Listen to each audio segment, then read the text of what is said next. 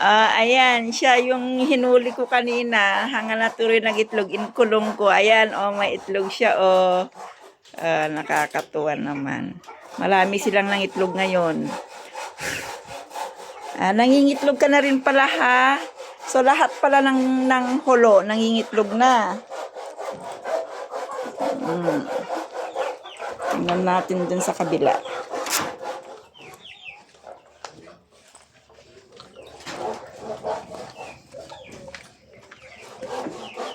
Hindi pa rin umali, talagang naglilimlim na siya. Nakarami na sila ngayon. 2, 4, 6. 6 na dito, plus isa. So, 7. 2, 4, 6, 7. Sa kabila,